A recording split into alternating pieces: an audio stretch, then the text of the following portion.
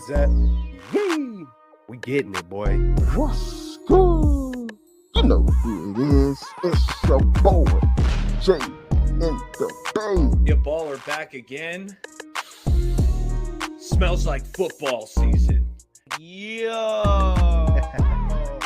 Whoa!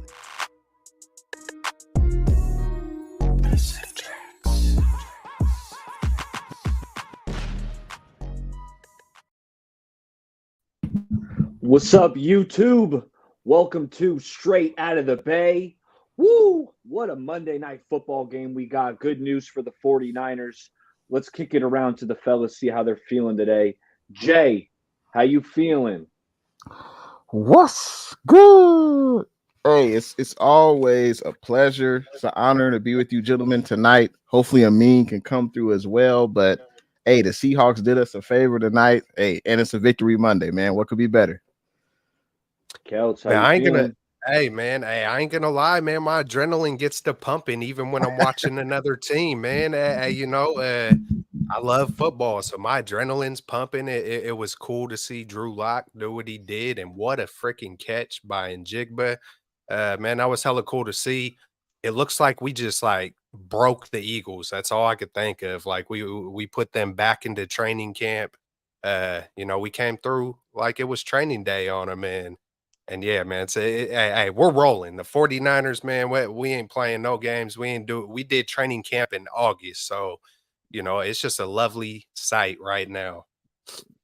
You ain't kidding. Eagles have now dropped 3 in a row. Niners started that losing streak.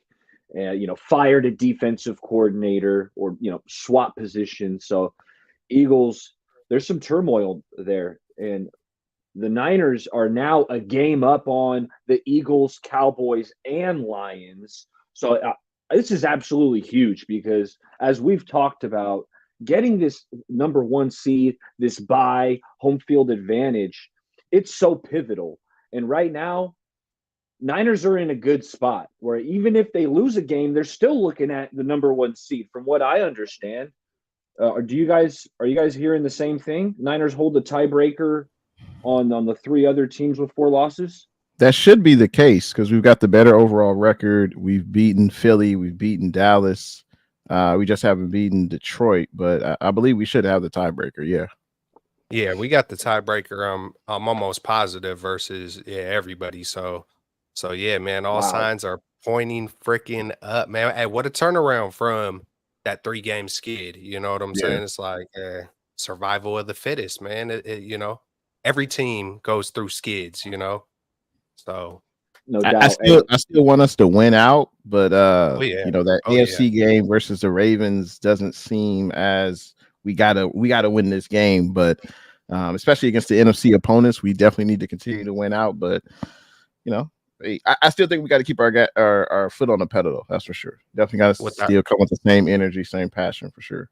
Without a doubt, man. We gotta, for sure.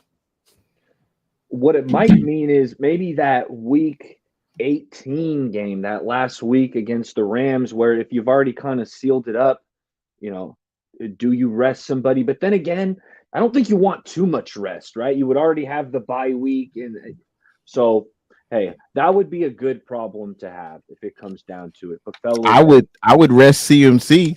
Hey, you ain't playing. I would rest CMC for sure. That's good. That's good. Hey, I said it how long? I can't remember how long ago it was. Maybe week 3 or 4, where I was like, man, CMC, he knows what kind of year this is. He wants the legacy. He wants it to be etched in stone. Like, I did this that year. It reminds me of 1994. You go back through that season and it's just like, who was those main dudes? Because 20 years from now, they're going to be like, oh, man, CMC.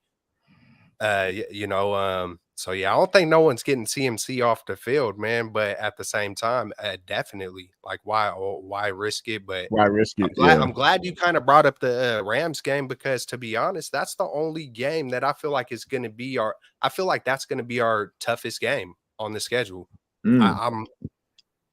Washington won't be easy. Washington won't be easy. They always play as tough. Like, I feel like Washington, it ain't gonna be no walk in the park. I don't think so. Sam Howell's throwing 3 picks. Howell's gonna be now. If he throw 3 picks, then yeah, but he's gonna be over there howling at a moon, you know, because man, but he ain't just afraid to air it out. Personally, I just feel like, hey, the Rams, they ain't done yet. They're not done, and you know that we always play tough. I can't. You know, it feels like that. I don't know. To me, that's just the biggest game where I feel like it's going to give us the most trouble. I feel like the score is going to be the closest. Not taking nothing away from the Ravens. Hey, they're great in their own way, but I just feel like right now, and we're clicking on all cylinders, and it's going to be that last game that's going to just, you know, division opponent. We both know each other. That's just how I see it. But I'm wrong. There are a lot of times where I am wrong. So, you know. Hey, Niners are in control. You know, they control their own destiny. But hey, fellas, let's say what's up to the chat because the chat is popping. Daniel Berry Sports, thanks for stopping by. True Blue said, we got a game in hand. That's right. Niners game up. Blue True. What's good? Thanks for stopping by. No doubt. No doubt. Well, hey, fellas, Niners defeated the Cardinals yesterday. And I want to hear some of your thoughts around that. You know, the Cardinals started out, it was a touchdown drive that they had, and it was like they didn't even have to convert a third down, right? Niners answered, and it felt like shortly after that, the Niners kind of took control of that game. But let's kick it around. I want to hear some of your general thoughts of just how you thought this game went. Why don't we start out with Kelps? Man, I was hopping back and forth, man. I'm fully into all the hype, man. All of it. The MVP thing. I know it's, you know, it's Super Bowl, and that's only, you know, a lot of folks is Super Bowl. I don't care about nothing else. I'm different. You know, I was over here caring about Drew Lock. My adrenaline was pumping watching that. You know what I'm saying? So I'm over here flipping to Dak Prescott. Oh yeah, he sucks. Watching Purdy throw another touchdown. That's what's up. Let's keep this thing rolling. So it's just, you know, I get all into it, man. General thoughts. It feels like it's always the Rams and the Cardinals who are going to give us, for right now, the toughest fight. I mean, every divisional opponent, right? But you know, the Cardinals, they always show up, man. Whether it's Josh Dobbs, Colt McCoy, Kyler Murray, they're always going to go hard. So it wasn't surprising. And but man, it feels repetitive just thinking about Brock Purdy and just everything he's doing on the field, just surgical. You know, I feel like he is the best quarterback when it comes to in the system, and not just in the pocket, but just he's just surgical and calm. I feel like there's a lot of other quarterbacks. Most quarterbacks won't go past the second read and they're gone, or they're trying to improvise. And I feel like Brock Purdy stays, you know, and someone said something along the lines like, well, those other quarterbacks have to do that. I see time and time again where Purdy will stand tough in the pocket and he knows the dude is coming, and he knows exactly how much time he got, and he doesn't bolt out, and he'll take the lick, but he'll make the strike. And you know, sometimes I don't like that, but at the same time, he's doing it over and over again. There was one instance in the game where there was a free rusher. We had 5 blockers. They had 4 rushers. I didn't like that. It's always right where he's throwing too, so it's reminiscent when he tore his UCL. So was that always makes Kittle? Me. I believe, yep, it was. And I watched that play over and over and over, trying to think like, at some point in time, I don't care about the formation, what the design, you know, what the offensive line's jobs are. You guys know me. Hey, audible, communicate. Hey, man, you can't have 5 blockers and 4 rushers, no matter how they disguise it, and someone's just free to Purdy. That, to me, like if I'm a defensive line coach, that's inexcusable. Like no matter what, like you just gotta, you know, communicate, you know, or whatever it is, that's got to be sharpened up. You cannot have a free rusher when you have a extra blocker. You know what I'm saying? That's just, to me, that's a blown assignment, regardless of the disguise. So that was one thing. But hey, man, Debo, another thing, Debo, he did his little nonchalant touchdown. I thought that was hella cool because we've been hearing the echoes of his effort and this and that. So it's cool to see a weakness turn into a strength. You know what I'm saying? That's Kyle Shanahan right there. Kyle Shanahan's like, okay, I'm going to get these questions about effort, huh? Watch this one. It reminds me of a basketball player doing a little hezzy. Okay, I'm going to walk it up nonchalantly. Soon as dude strikes to get it, you know, you bolt, you turn on the gas and okey doke him, you know. So that was cool by Debo. Um, CMC, of course. Man, I feel like Brock Purdy and CMC could be co-MVPs. There's two other times in NFL history where it happened. Barry Sanders, Brett Favre in, I think, 97. Peyton Manning, rest in peace, Steve McNair in 2004. It's never been done on the same team. But what a perfect year and a magical story. We got the story. We got the swag. We got everything with the 49ers right now. We got the class. We got the violence. Why not do something in NFL history? I think they're both worthy. It feels like it's turning in. The argument is CMC and Purdy. Lamar, some people could throw in Lamar. You could try to throw in Brock. Anything could happen these last 3 games. But if it were to end today, I would want them to be co-MVPs. They're both already calling each other MVPs. It feels like it's setting up that way, fellas. And that would be just the dopest thing ever to watch them both get it. I agree with you. That would be awesome. And they are both deserving of the MVP. So I like that idea. Co-MVP. Jay, what do you think about a co-MVP? That would be incredible. I don't think it's ever happened with 2 guys on the same squad. But that would be incredible. Both guys are well deserving, but I think history shows the MVP is basically like the best quarterback. Most of the time, like 99% of the time, the quarterback wins it. I think that's funny. I was having an argument with my uncle and cousin, and they feel one's a Titans fan, one's a Raiders fan. So you know what they think. They think Purdy he's only good because of the weapons on the field and the coaching, whatever. That they don't respect Purdy, but I do think Purdy's having a magical season, and it's incredible to watch. Like I told them, I'm in awe of watching Purdy every game. It's not a fluke. It's not a blip. This is a trend. You need to catch on the train before it leaves you, man. Purdy is legit. And but in regards to the game, man, this is a divisional game, fellas. Divisional games are different. I know we've had the Cardinals number the last 4 times. Like we've beaten them pretty easily the last 4 times. We won by double-digit figures the last 4 times we played. But I mean, Kyler Murray's he's always going to be a problem. Trey McBride, who is that? Like he played very well against us. He's having a pretty good year. I think they said on the broadcast he set the Cardinals record for most catches in a season by a tight end. So hey, wow. Trey McBride, he could be a problem now and in the future for the Cardinals. James Conner, that's a grown-ass man right there. James Conner, hey, much respect to him. He's a very, very good player, very talented, and he always brings it whenever he plays. So what else that stood out to me? There were only 7 third downs that the 49ers offense had to try to convert, and they converted 4 out of 7. So when you do that, your offense is pretty much rolling, right? The chunk plays, I talked about it last week. The chunk plays continue for this offense, 7.5 yards per play. So they're obviously moving the ball down the field. I mean, the Cardinals defense, they made a lot of mistakes and we capitalized on it. So I'm not, Debo was wide open on one, CMC was wide open on another.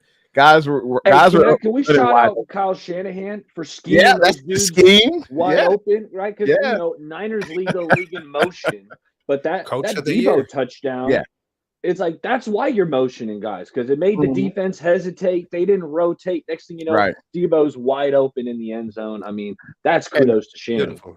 It's kudos to Shanahan for taking advantage of this young defense. I know Budda Baker's there in the secondary, but everyone else is pretty much second, third year rookie guy. So there's no doubt the Niners and Shanahan in the chess match, they definitely took advantage of some of the Cardinals' inefficiencies. But Also, this game reminded me of when the Warriors, when they had their heyday with KD, the first half it'd be close, right? Then in the third quarter, the Warriors go on a 40-15 run. That's what it looked like to me. The Niners put them away in the second half, 24 points, and we just proved we were the better team. Another thing that happened, I sent a message in our group chat to E. I was like, E, hey man, Shanahan called a timeout right before the first half, right? And Shanahan was being aggressive. It almost came back to bite us, though. Fumble. Fumble. Hey, I don't know. I saw the replay. I heard the ref's explanation, but that to me looked like a fumble. So it was the forearm that went down, but it didn't look like he was touched. To me, yeah, but it was the contact that caused him to go down. So that's the way they looked at it. We got lucky. I would say that we definitely got lucky because it looked really close. But real quick, Shanahan was aggressive.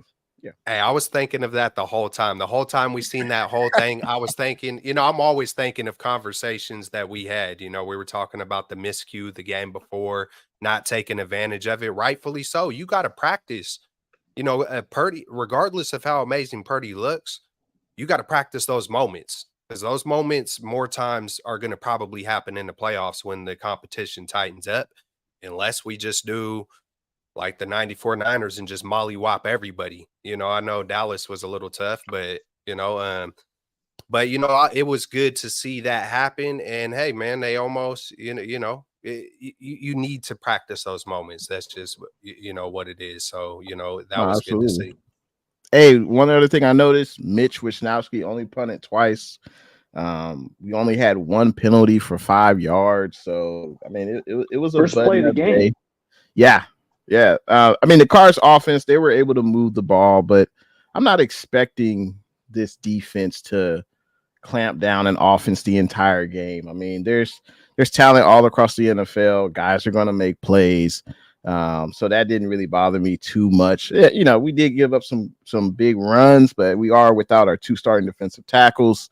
I mean, you got to, you have to add that in there. It's not an excuse, but it's reality. And then we forced 2 turnovers. Mooney Ward. I mean, that was incredible to see. So, yeah, it was a great game to watch. That's for sure. No doubt. I feel like the defense did just enough, right? We know the Cardinals were able to run the ball extremely effectively.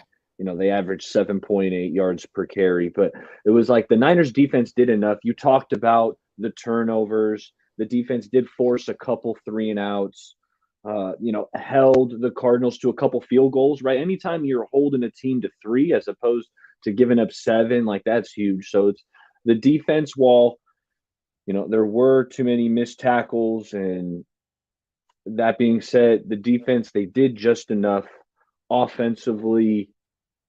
I mean, we got a whole segment coming up dedicated to Bot Purdy, but the offense was really good. Shanahan was scheming it up, scheming guys open. McCaffrey was awesome. So from there, why don't we jump right into the offensive standouts? And I'll start off with an easy one, but I want to talk about Christian McCaffrey. McCaffrey, 115 yards on the ground, led the team in catches with 5, 72 yards. McCaffrey was awesome. And you guys noticed on his Texas route where he caught the touchdown down in the red zone, I was watching Brock's eyes. Brock started looking to the right. And we were talking about how Brock's so good at going through his progressions. You could just see his eyes go like right, middle, back to McCaffrey on the Texas route, boom, touchdown. And it's just McCaffrey's such a nice safety blanket to have because it's like he can go through his reads. He can check out Debo, look at Kittle. If those 2 are covered up, boom, you go right to McCaffrey because usually he's open. And when he gets the rock, he's typically makes the first guy miss. McCaffrey was awesome, but he's not as awesome as this next guest we got coming on here because we got a legend here. Let's see if I can get him on. There he is. Amin the Dream. What's poppin', Amin? What's up, y'all? Yeah. Nice to have you. Nice to have you. We're just kind of breaking down our thoughts of this Niners-Cardinals game, going with some offensive standouts. I took an easy one in Christian McCaffrey. But Amin, you got any general thoughts about the game? And then why don't you hit us with an offensive standout? I mean, Niners took care of business. It was a little bit close, I feel like, in the first quarter being in the second quarter. But overall, Niners took care of business. Offensive standout, I'm going to go with Brock Purdy. I mean, it's a safe – it's like, you said Christian McCaffrey. You could say Deebo Samuel. But Brock Purdy, man, like – Brock Purdy honestly reminds me of Drew Brees. And, there's comparisons going out on Twitter and things like that. But he really does remind me of Drew Brees. He's not the biggest guy, but he's so efficient, makes right decisions, is extremely accurate. Brock Purdy should win MVP if he continues to play at this level. If the Niners beat the Ravens and he continues to play at this level that he's playing at, he should win MVP. He should win MVP. You could have Christian McCaffrey potentially winning Offensive Player of the Year. This Niners team is so special. And, Dre Greenlaw said it himself, right? We won these NFC West shirts before. We got these NFC, we've won the West before. We've been the 1 seed before. But we want that Super Bowl. This team is really capable enough of winning a Super Bowl. And this honestly could be the year. You have a quarterback who, even when the defense struggled at times in the first half a little bit, the offense made up for it, and they scored touchdowns. They were having touchdowns drive. They were doing their things. So, this offense is great. And even when this defense does struggle at times or isn't at its best, you have Brock Purdy in this offense who can step up to the plate, and they usually, most of the time step up. So, this team is special. I think the stat that I saw on Twitter today, this 2023 Niners team has 50 touchdowns and only 45 punts. You have more touchdowns than you have punts. Wow. God. This Niners team. How often do we see Moody? It took Sam Darnold to come on the field for us to finally see Moody kick a field goal. Thank you, Jesus. The days are gone where it's how did we miss that open receiver? Why are we kicking all these field goals? Why can't we score more than 17, 23 points? Bro, it was stressful even during the wins. And sometimes people's arguments are, well, Jimmy was a winner and these other quarterbacks didn't know. This is a whole, because some people who lightly look at it, well, the Niners were 11-3 2 years ago. No, it's a different level. I'm so happy after the 3-game skid, because I told you before that 3-game skid, dude, this is the year. Get excited.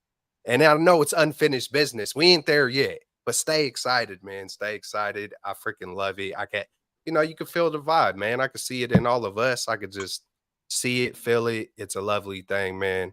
What's up, Amin? Hey, this year's Niners team could beat that team that was 11-3 a couple of years back with Jimmy Garoppolo. This team would run circles around that team, hands down. You see Jimmy missing guys wide open.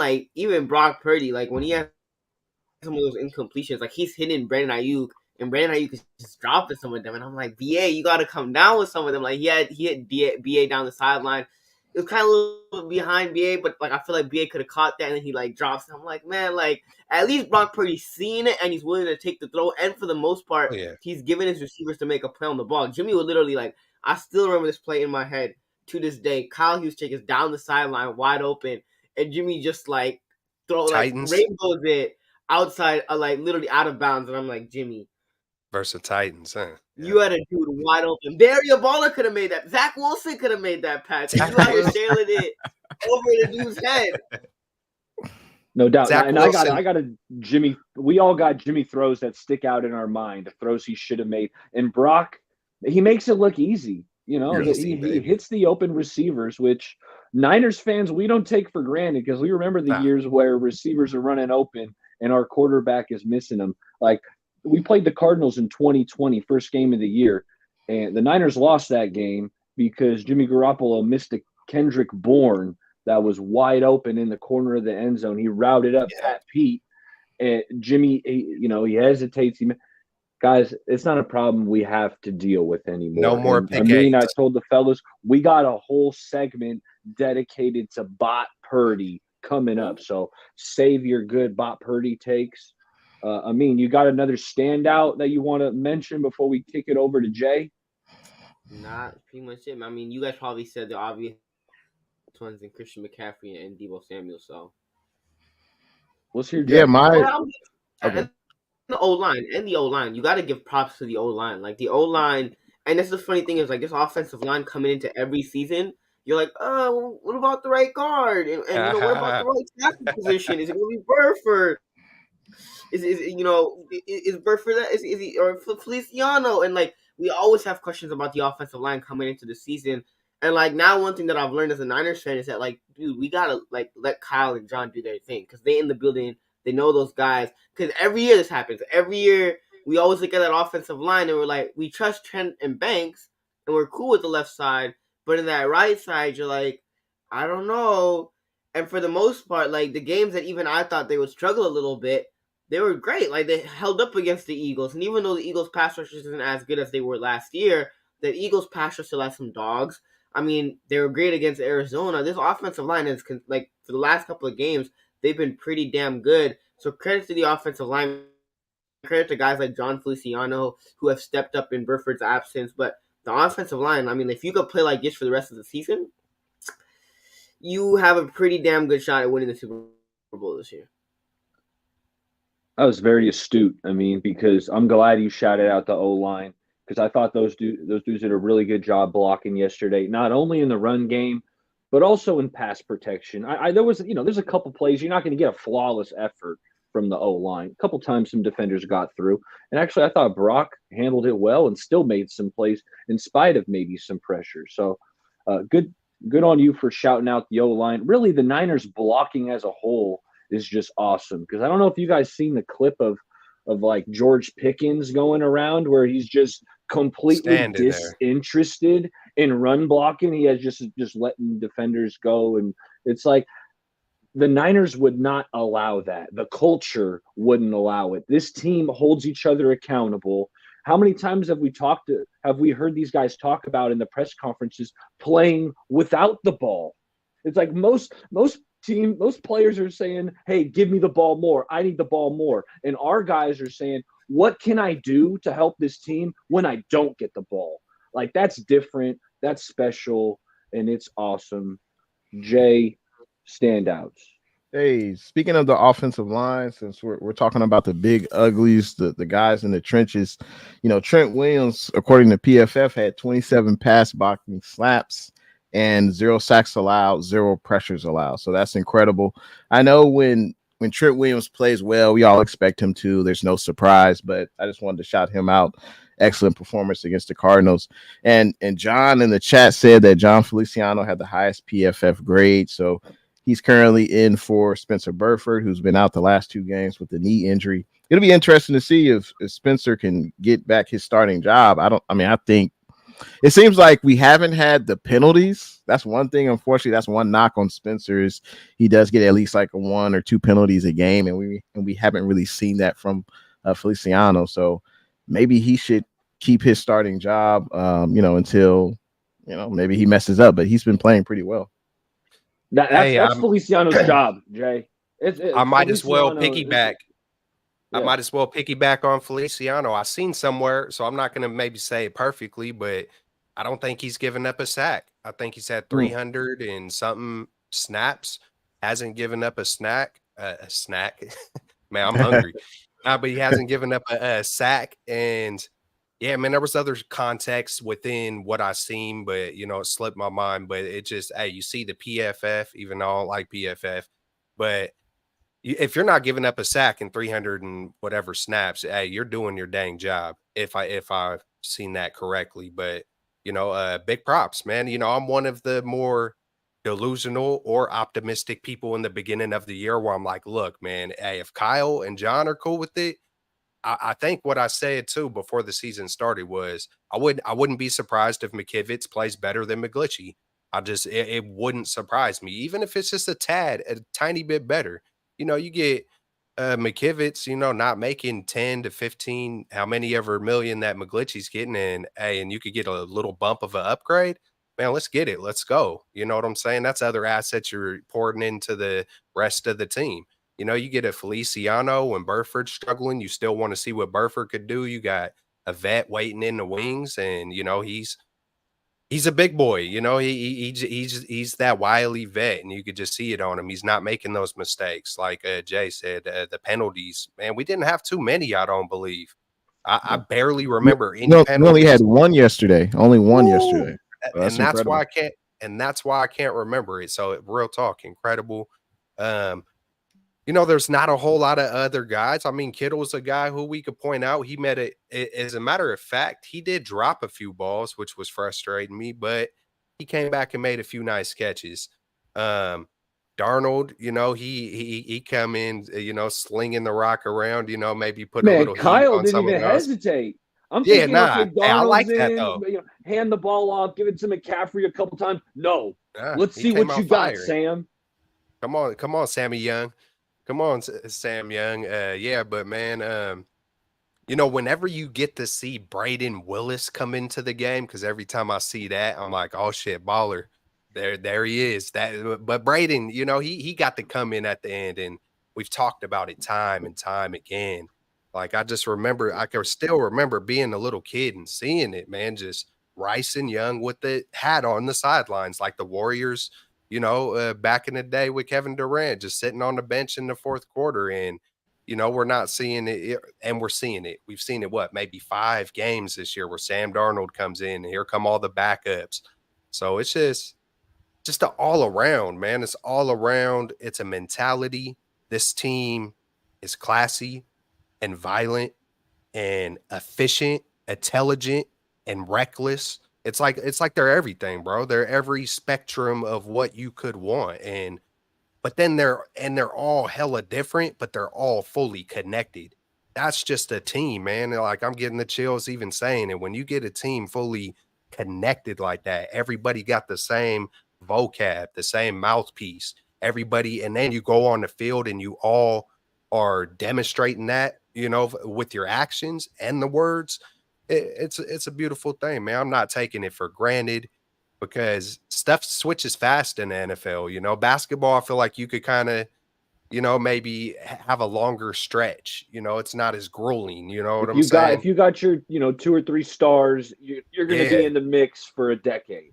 Football feels like it switches fast nowadays, so I'm definitely enjoying every moment and just hoping we get number 6 at the same time, man. No so doubt. My standout is the whole offense, man.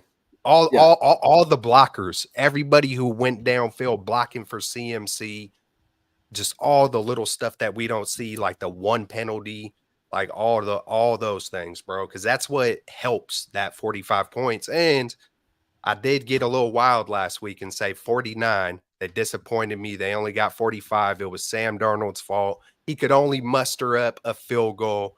Damn it, Jordan Mason. We've been waiting all year to see you. I'm just kidding. But, hey, man, we got a season high. We got 45. We're rolling, baby. No doubt. I want to say shout out to my boy Lule.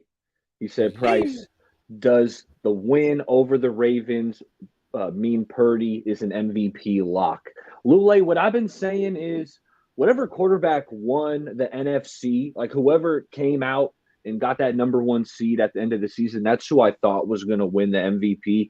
And the way it's looking, I have a feeling it's going to be these Niners and Brock Purdy. So with that thought process, Brock Purdy is going to be the MVP. As long as the Niners close this thing out strong, like I think they will, they get this 1 seed.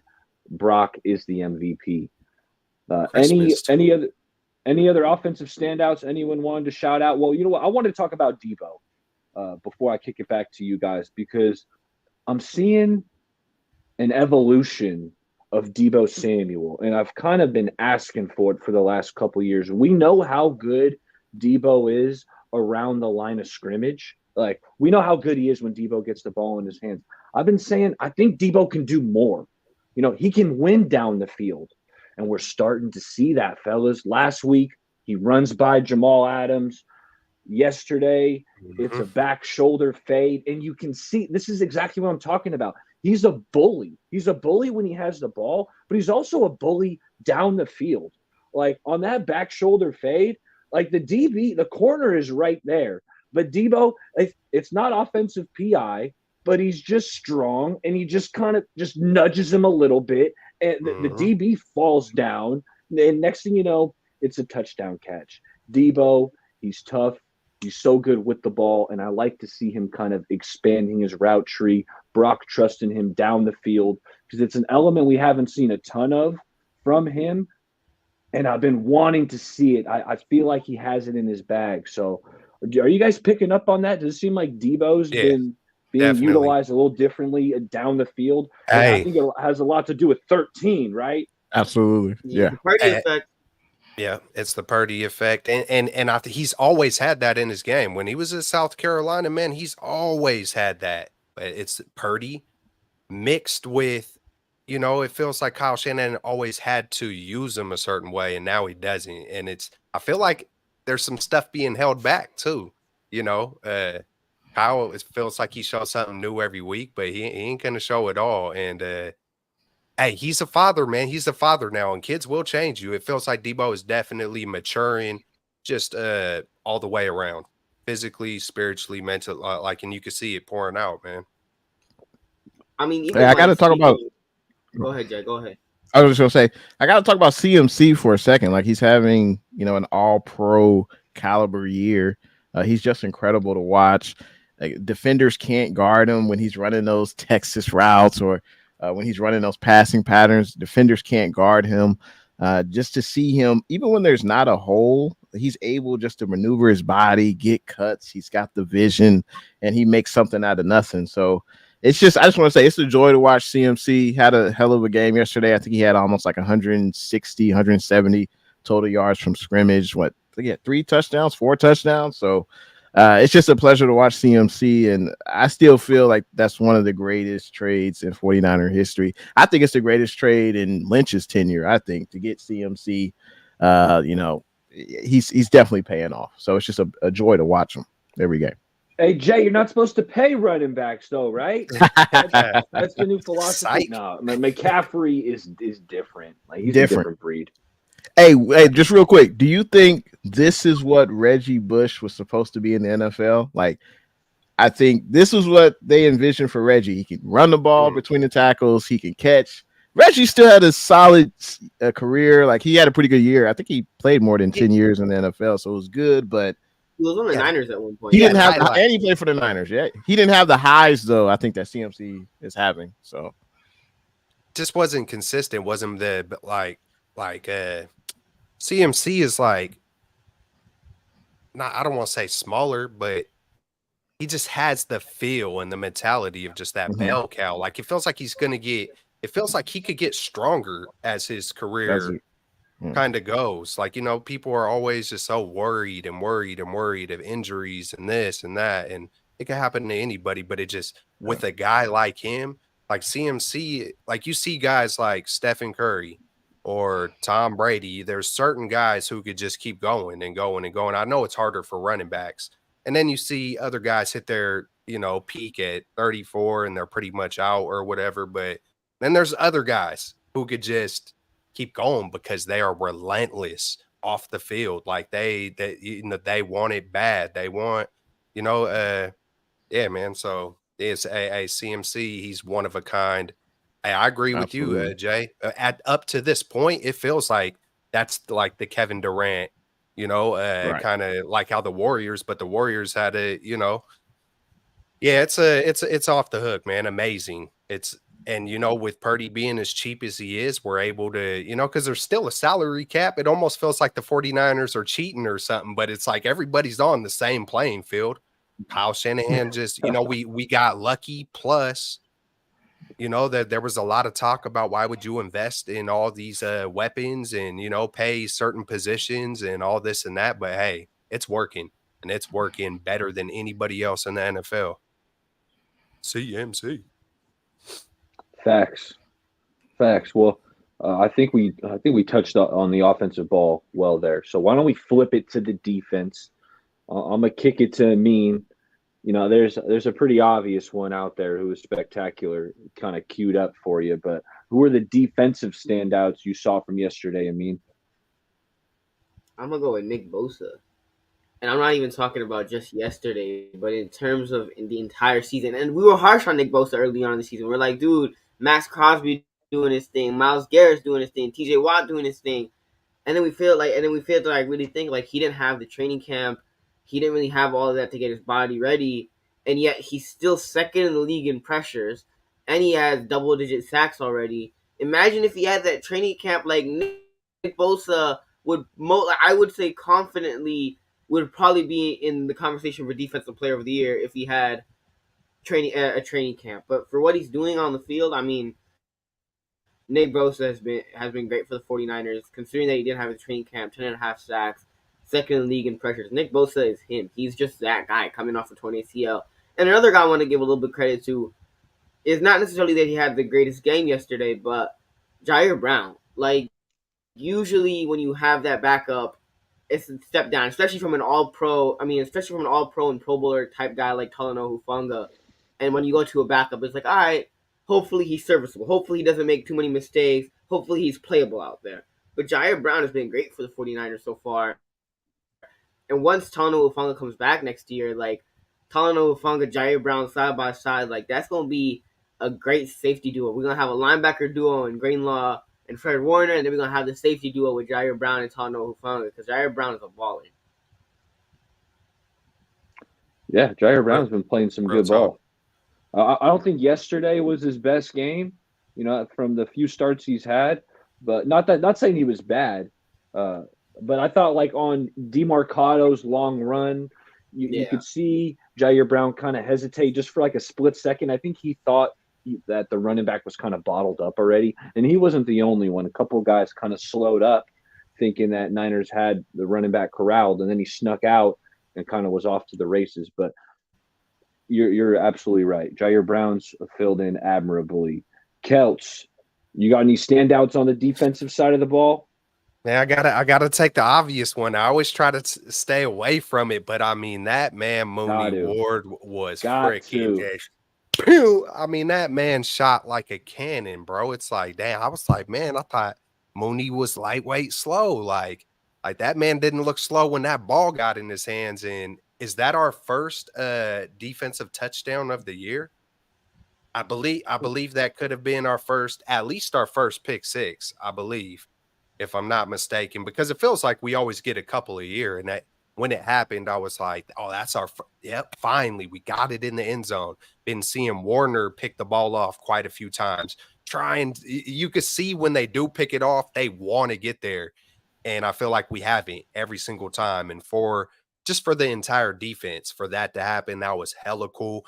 I mean, this shows how united the team is.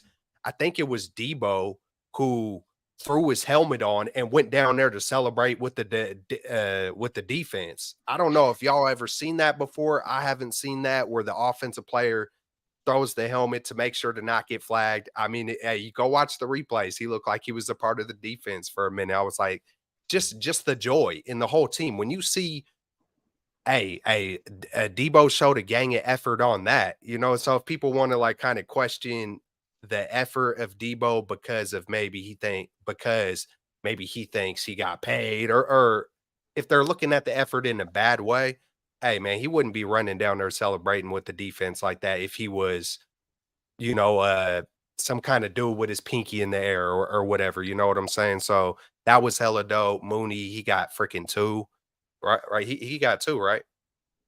I believe he did. Yeah, Mooney got 2. So, I mean, that was just hella cool. Did Fred get one in this one too? No, Fred didn't get one. That might have been the game before. But yeah, man, Mooney, man, it's got to be him. Lenore, hey, he got hit with the little rib thing, but just our secondary as a whole, man, it feels like, quarterbacks, even when they got time, it's like they don't got time. Like it feels like we're bottling folks up, and it's just, it's cool, man. We're just. Hey, man, we're clicking. We are clicking. And I know the run game, but I'll save that for a step your game up. Yeah. Jay. Hey, yeah, you are absolutely right, Kelts. We only have 1 touchdown returned on defense, but we also are tied first for the most takeaways in the NFL with the Jacksonville Jaguars with 25 on the year. So, whoa, that's huge. I don't remember. Yeah, I don't remember the last time. I would have to look it up. The last time the Niners had 20 or more turnovers in a season, because in previous years under Shanahan, we didn't get that many turnovers. There weren't that many there were none. The safeties, It's like everybody's got interceptions. Two. Right. It's almost like everybody's got. I know Fred's got 4. Mooney probably got 3. He's got at least probably got 4. 2. Yeah. It's almost they're like coming in bunches. They're coming in bunches, baby. Just like the offense going down the field. Man, the turnovers are coming in bunches. It's a beautiful thing to see. One guy who stood out for me, there were a few, but I like what I see from Chase Young. I don't know if he's a Nick Bosa type guy as far as the money he'll make in the NFL, but I just like him being a disruptor. Early on in the game, there was a play where he got past his tackle and he forced an errant throw by Kyler Moore. So I liked his pursuit in the game. Cleveland Ferrell also had one where actually Kyler got hurt, but eventually Kyler came back.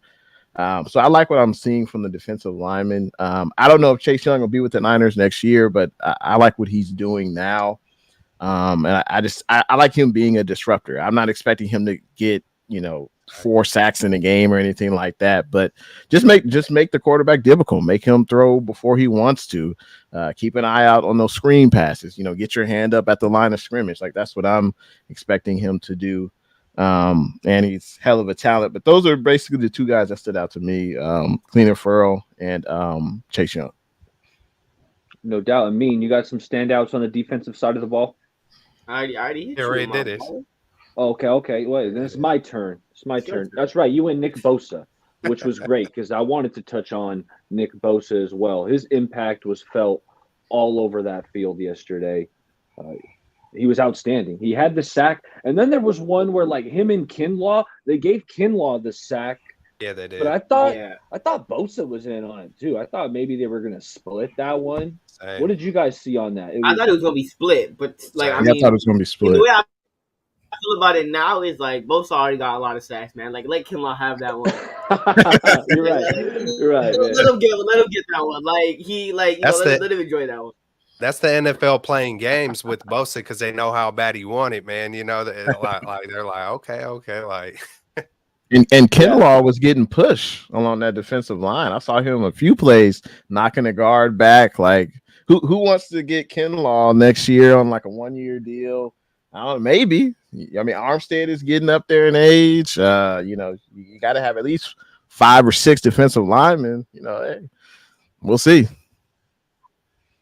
Yeah, I might just ride it out with Kinlaw this year. Yeah. And just take it and give me everything you got in that knee, but I still might be a little reluctant. Hey, Bay Area baller, we might have to sign him now. His price tag, it could increase significantly, man. He's like, I just let him my notes. He's on my notes. I want to talk about him. It depends how much they love him in that locker room, man. It feels like from what I've seen that they love him in that locker room, and if that's the case, they're gonna hold on to guys that are like, Dante Johnson types, Jason Verrett types. If you're that certain 49er type of guy, that they're gonna hold on, they're gonna ride it out with you. So if he's that kind of guy to them, which I think he is, Kinlaw is gonna be here for a minute. I wonder, like those guys are kind of minimum level, like contract wise, right? Like Dante Johnson's not getting paid elsewhere. Kinlaw, on the other hand, he keeps. Some team might need a D tackle and might give him, $7-8 mil a year. Where the Niners, we're not be able to. We'll be drafting another defensive tackle in the draft, but I wonder what's Kinlaw's secret because he struggled with staying healthy like the first 3 years of his career. So I wonder what did he change? Like, is it just luck? Is it just like he's not getting a lot of snaps? He's a reserve role. He did lose weight, and the only other thing that I heard was Pilates. I said it on the broadcast. Yeah, Pilates and lost a little bit of weight, man. So whatever works. Yeah. Hey, little things, and then if you start eating a certain way, just really just taking it serious, it could change a lot. And like, well, this is the perfect time for him to have a standout season. He's going to be a free agent next year. So, hey, I'm happy for whatever he gets, whether it's with the Niners or another squad. If he gets a Kendrick Bourne type deal, hey, take the money, man. Take it. It ain't forever. So, yeah. So I'm glad we touched on Kinlaw because I had him on my notes. It's just being a game wrecker. He was absolutely pushing the pocket. We already talked about the sack.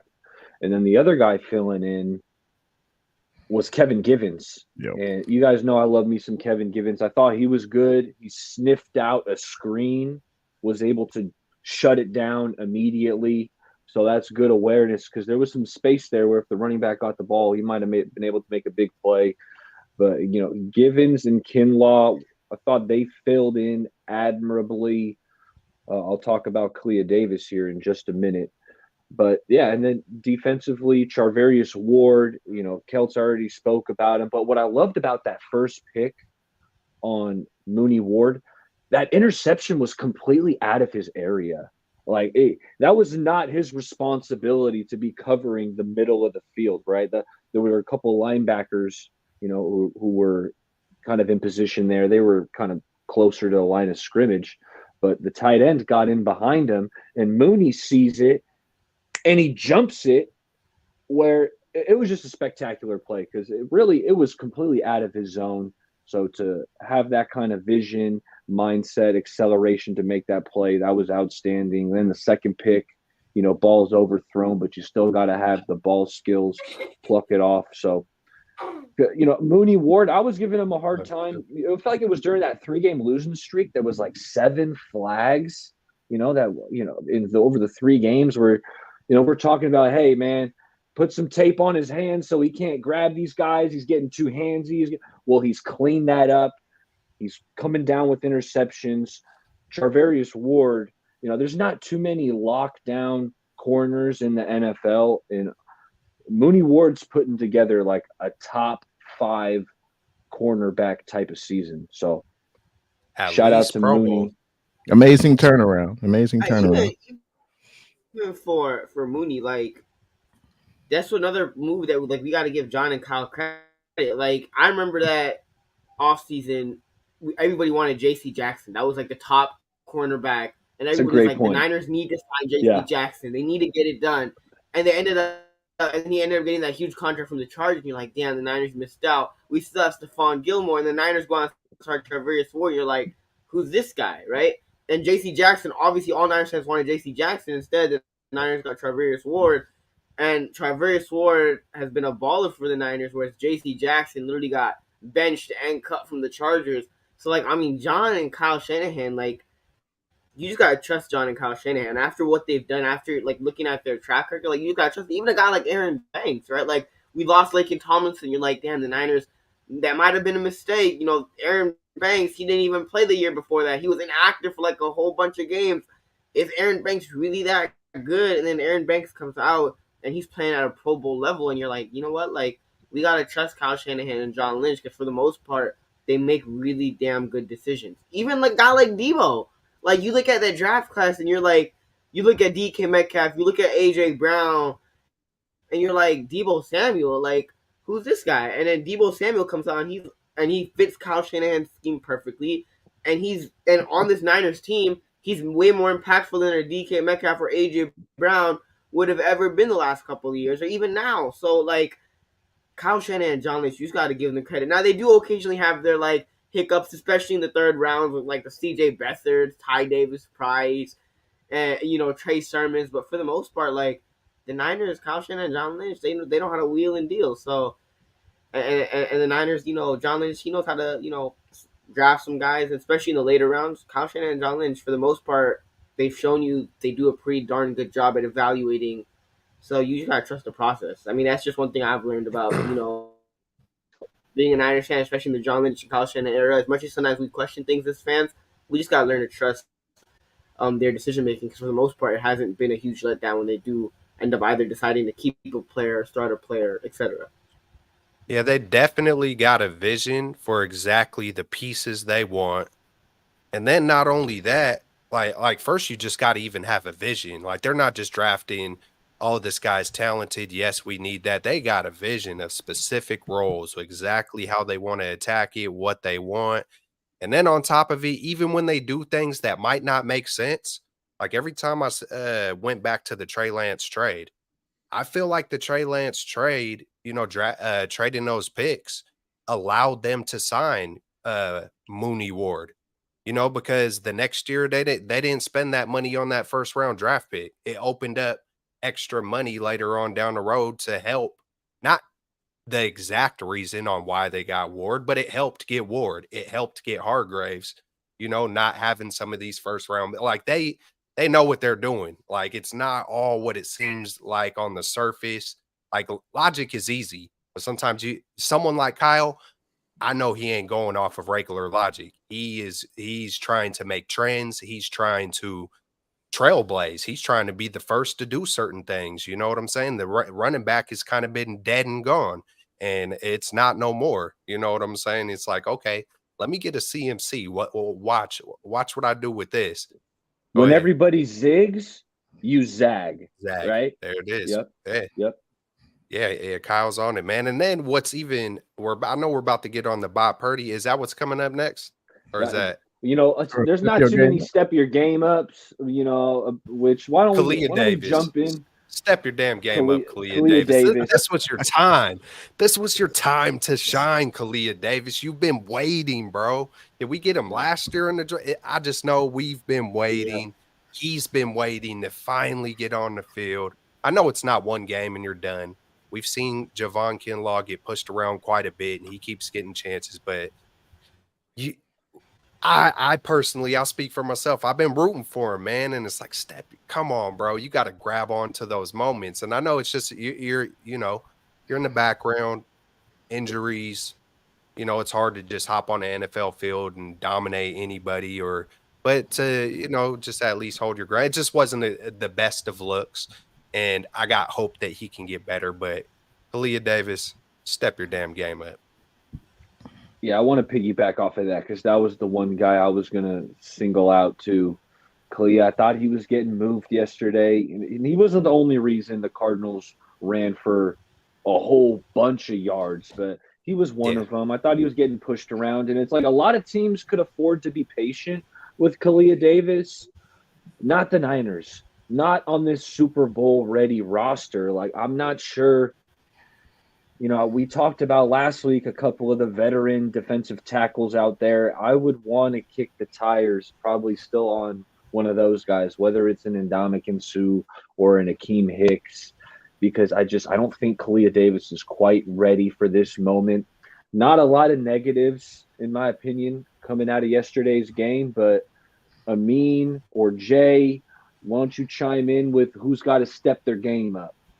Hey, I would mention, I think Khalil, I think he can be like not redshirted, but he kind of can be groomed for the position. I think the only reason he's in there is due to the injuries, the Armstead and Hargrave. So I think in spurts he could probably play pretty well, but if he's playing 30, 40 snaps, he may get exposed, as we kind of saw yesterday. I gotta say, what's good to David McNiner? He said, how do you fellas feel when Purdy stayed down and when Bosa was down for a few? Like, every Niner fan, a heart sank. Like, definitely something you don't want to see. First thought was, oh shit, not a concussion. That was just my first. Oh, please. My first thought was not again. My first thought was not again. Yeah. As a Niners fan, and he got hit in the head and neck area too. Yeah. And I was concerned about a knee. Yeah. I thought there was like some contact, and once they showed the replay, I realized it's not the knee. But I thought initially there was like some kind of knee-to-knee contact, and for Bosa? I was worried about that. No, with Purdy. Oh, for Purdy, okay. With Purdy, he got hit in the face, but there was also some lower body contact, and He said that wound up being a stinger to the shoulder, but maybe the neck jerking, kind of just sent a little, that pin, you kind of, all of a sudden your body turns into electricity and you kind of freeze up. Yeah. Your knee bones connected to your hip bone. Oh yeah. Hey, another guy I think needs to step up is Ronnie Bell. I mean, last week he had the terrible special teams penalty when Mitch, had the play of his life. And then he nearly fumbles. I mean, as a punt returner, your number one job is ball security. I mean, we can't afford that type of play in the playoffs. So I need to see. And he's wearing number 10. Oh no! All right. We're gonna rebuke this right now. We're gonna rebuke this. So, hey, man, Jay, ball security is key. Ball security is key, man. Oh man, I'm thinking man. I'm not even gonna put it in the air. Man. Dude, I just had a whole PTSD slideshow in my head of all the moments. Crabtree, Jaquaski Tart. Man, I mean, that's the thing, man. When Jay says it, when he said it before the Cleveland game, he's like, I want the dog fight. We had 3 straight dog fights that ended up in L. So Jay, please. Hey, it made us better. It made us a better team. Fred said, "Hey, we got ahead of ourselves after Dallas. We got ahead of ourselves." I know, but I don't want that number 10 thing. Like Ronnie Bell fumbles a punt in the playoffs, and then we be a better team next year because of it. Like, nah, please. Do you want any more adversity now, Jay? Or are you cool with just? I'm cool, man. I'm cool. We in the number 1 seed. I think we got enough of our adversity. We learned from that, man. One game at a time. We good, man. No more adversity. Let's get it. Xavier has a question. He said, "Isn't Kalia injured now? Have you guys heard anything about that? I haven't heard about an injury to Kalia." Okay, maybe not. I haven't heard anything. I know Lenore. Our big fellas are supposed to be back. Hopefully, get those men in the middle of the trenches and. Because Armstead was missed big. He is so good against the run as a run defender. So way underrated, I feel like. Yeah, we definitely missed his presence out there. Like Hargrave, he's a really good pass rusher. I don't think Hargrave is that good against the run, in my opinion, but probably still better than the backups that were filling in for him. But hey, anything else? Yeah, fellas. 37 minutes ago. 1 second. 37 minutes ago, it was reported that Kalia Davis, he's out with a high ankle sprain. So he's going to be out multiple weeks. So, hey, and Ndamukong Suh, Akeem Hicks, hey, Lynch, make the call, man, because we're definitely going to need some more defensive tackles. That's for sure. Yeah, because I don't want to rush, especially now with the Niners being a game up. I don't want to rush Hargrave back with that hamstring. Hammies, they're easy to retweak, and you don't want any setbacks. Might as well get a body in now. To just even get with the program. So and they did bring in T.Y. McGill, and I know he was out there. I thought in the first half I was seeing a lot of Kalia Davis, obviously with Kevin Givens and Javon Kinlaw, but in the second half, it looked like they kind of, or maybe it was due to the ankle injury, because I thought I saw a lot less Kalia Davis in the second half and more like T.Y. McGill, which T.Y., I think, he's decent, he's solid, but I might want to make a call and just at least work out a guy, work out one of these veterans we've talked about. But hey, before we get to Bot Purdy, any other step your game ups, I'm out. I'm out of step ups. No, it's okay. Let's get into Bot Purdy. I didn't come up with this nickname. I believe it's like Good Morning Football has been tossing around Bot Purdy for a while, but I like it personally because it makes a lot of sense, dude. When Brock Purdy is back there, he's like a robot. The way he sees the field, it feels like Brock Purdy knows where all 22 players on the field are at all times, which seems nearly impossible, but that's just the vibe you get from. So this is basically this segment, fellas. I want everyone just to go around, talk about Brock, and I'm going to start it off. I texted one of my buddies I call him my OG Niner fan. He's like either close to 70 or in his 70s. Shout out Ron the Bowler. Good God. I said, Ron, what we're seeing from Brock Purdy, is this what it was like to watch Joe Montana? I straight up said it. And I know, people say, hey, don't use those two in the same sentence. I am, because I'm wondering, is this what it looked like to watch Joe Montana? And he said this is the closest that he's seen to Joe Montana in a Niners uniform, since. So, take that for what it's worth. So it's the closest to Joe. But fellas, I'm starting to wonder, man. Like, I don't want to crown him too early, and he still has work to do. There's still a task at hand, and that's winning a Super Bowl. But fellas, could we be looking at like the next great one? I'm already convinced this is the Niners quarterback for the next decade. But what are the chances? Like, he's a superstar, in the light of a Joe Montana. He's going to be in a tier for the years to come with the Patrick Mahomes. What are the chances of that, fellas? I think it's really possible, man. I mean, it feels like the NFL is due for the next Drew Brees. You know what I'm saying? It's like as soon as Drew Brees doesn't move in, Tom Brady doesn't move, the NFL is due for a quarterback like Brock Purdy. Not saying that's the reason why. I mean, you just said part of it. It feels like he knows where all 22 players are. And I've always said, like, look, he has good vision, this, that, and the other, but just looking at it like that, like, it's like I really envisioned when you said that. Like, if you know where all 22 players are, so maybe he's not looking at one thing at a time. Maybe he, like, can almost with his peripheral see everything.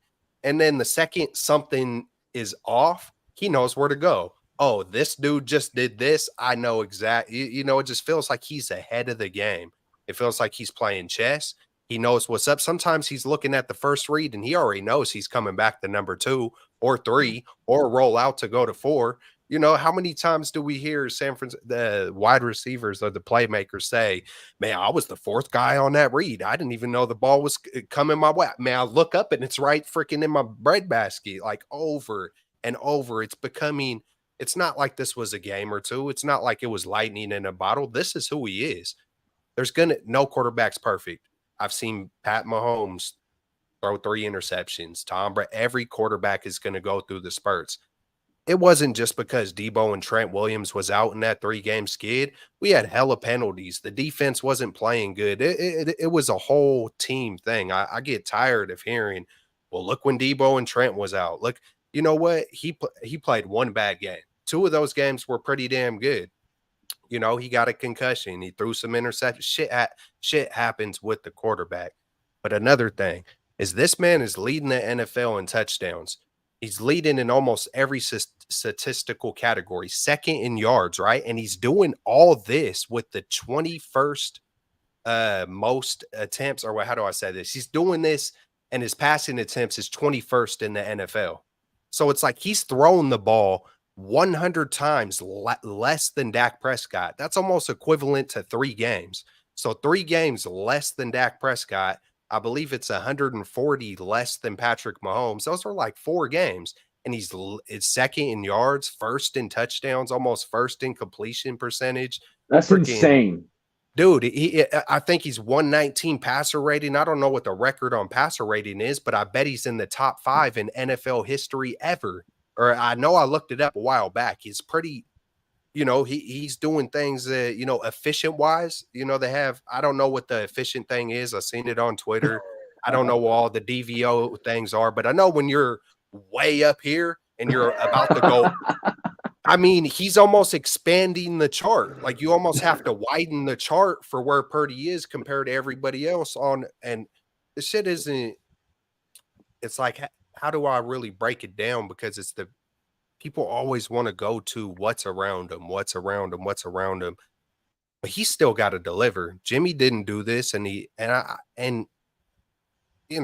kind of hard. I don't like the arguments of what's around him or coulda, woulda, shouldas or this or that. It's like he's the quarterback. He can only control what he can control, and he's controlling it at the highest level. He's playing the best. He's the best quarterback in the league right now. I mean, the numbers speak for it. The tape speaks for it.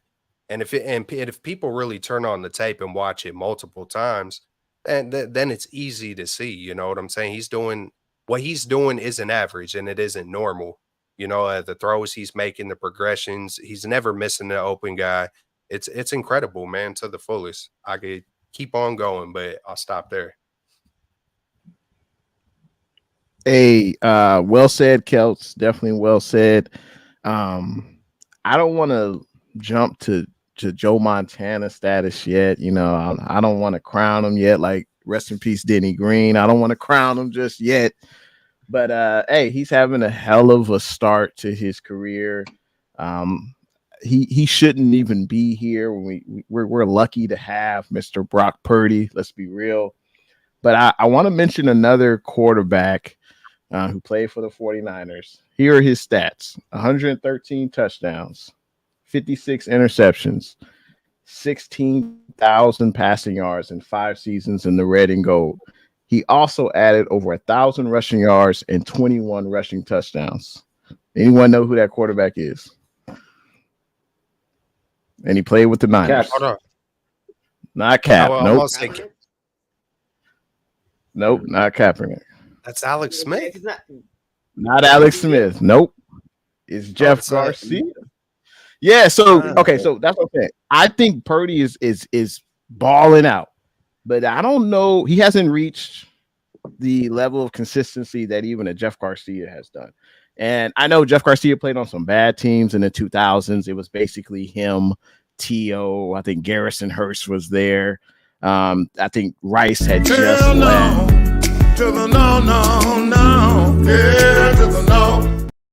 Hey, let me push just real quick. But consistency, he hasn't even had that opportunity. Fair. So you can't. So it's hard to compare the two. But you look at him statistically, Jeff Garcia has been really well. He didn't have the squad around him, and unfortunately, I'm going into that argument. But Jeff Garcia was really good, but he didn't have the squad around him on both sides of the ball. So before we crown Purdy. Yeah, Jack, I have a question though. I heard Garcia literally targeted T.O. like 20 times a game. Like he was the best. He was the best receiver on the squad, a Hall of Fame player. I mean, one thing T.O. would have said he didn't get the ball enough though. T.O. said he needed more targets. Didn't T.O. call like Jeff Garcia gay or something? Hey, let me ask y'all this: what would be the biggest? He said we need Tim Rattay. T.O. wanted to bench Jeff Garcia for Tim Rattay. Hey, because Garcia was a dog, right? Garcia was a dog, right? Like you just seen his effort and just he was a little different, but it was dope for the time that we did have him. What is the biggest difference to you guys from Jeff Garcia? Just watching them play on the field, just the way they go about their stuff. Jeff Garcia and Brock Purdy. Like, what would be the biggest difference, just if you could remember just the feeling or just watching? Because my biggest thing is just Garcia just seemed hella sporadic, even though it was a good sporadic, but then sometimes it wouldn't be a good Just there's some guys, like someone showed this like amazing throw by Matthew Stafford. And I'm looking at it like he just looked like he got hella sporadic and just flipped one out there. Like, when you've been doing this your whole entire life, I'm not no quarterback, but when I do go play football and if things are getting sticky, I know how to slang something out there. A baller does too. But the point I'm making is like, just Purdy seems that's the thing where people are like, bro, I haven't seen this since Joe Montana. There's a certain swag. And the way he is carrying himself at 23 years old, like on and off the field, there's something different with this Brock Purdy. And it's a good different. He could flip it on and flip it off. He could come through looking like he's about to be a model for Kohl's or Target, and then all of a sudden he's pointing at his veins like I'm about to go kill something today. You know what I'm saying? And that's what the great ones can do. They're the nicest dudes, and then they could hit that kill switch. And Garcia, to me, he just felt like it was just a little sporadic, but he was a dog, And Garcia was a Pro Bowl quarterback on the Niners, I believe. Yeah. I don't think he was ever considered MVP though. That's a huge difference. He was never considered MVP, nothing like that. And he led the Niners to two playoff seasons. He holds the record for most yards ever in a season, 4,200 and some change. So, Purdy's closing in on that record. Yeah. I know the NFL started to change when Garcia got there, started becoming more, pass happy and so, there's reasons for it. But hey, man, Garcia was not no slouch. A lot of people think he's the third best quarterback the 49ers ever had. Right. If you take fourth. if you take Purdy's best 16 games versus Garcia's best 16 games, I mean, it's probably Purdy. But I'm not going to say he's the next thing to Joe Montana. Hell, I didn't see Joe play. I'm too young for that. So if you're a good friend, hey, he's seen it all, and he says this is the closest thing to Joe. I gotta respect it. But what made Joe special is 4-0 in a Super Bowl. I mean. And Brock, obviously, he hasn't played that amount of time. I just think we still got time for Brock to prove that. I think he's proven he can play and excel at this level. But let's see what he does. Can he lead us to the Super Bowl? Let's see what he does. But there's no doubt he's having a hell of a year. MVP consideration. I know other fan bases don't want to hear that. They think it's just the weapons around him, but he still has to make the throws. He still has to read the defenses, and he's doing a hell of a job at that. And he plays, honestly, sometimes it seems like he plays his best when he's under pressure from the blitz. If you look statistically, if you look at it, he's number one in the league versus the blitz passing. So he's having a hell of a year, but I think Jeff Garcia played really well with us. Obviously, 3 Pro Bowls, I think. I mean, that's pretty damn good. I mean, but hey, I hope Brock takes us to the promised land, win the Super Bowl. I'm on board, but I still think it's the PAA, and it's easy for 40. It's not just Jimmy. It's like, man, we've been searching for that franchise guy. It's been a while. I mean, hey, let's be real. Since Steve Young, we thought we had it in Alex Smith. Yep. We were like, man, why the hell did we not get Aaron Rodgers? We thought we had it in Cap. Cap looked, it was Trent Dilfer was on ESPN talk about this is going to be the greatest quarterback ever play the game ever in Kaepernick, and he gave us those moments. The one thing with Purdy though, it feels like it was moments with Kaepernick. It feels like we were kind of I don't want to say a bad team with Jeff Garcia, but it's like Jeff had to do so much during that time, and T.O. had to do so much to where their stats were through the roof, but there just wasn't that confidence. There wasn't that. This is just me personally. So I don't know. I just feel I've never felt this kind of stability. And to be honest, you guys, even with Steve Young is one of my all-time favorites. Jerry Rice, Steve Young. I mean, it's the 94 season, right? I mean, I got the book right up here, Steve and Rice, whatever. But even Steve Young, I'm always like, man, is he going to get another concussion? Damn, is he going to get another? I felt tense. I felt worried. And I just don't feel this is the only quarterback, in my lifetime where I haven't felt worried, man. And it's who knows if that's going to equal greatness. I hope it does. But yeah, it's just it's different. It's different, especially 23. Hopefully he can only get better.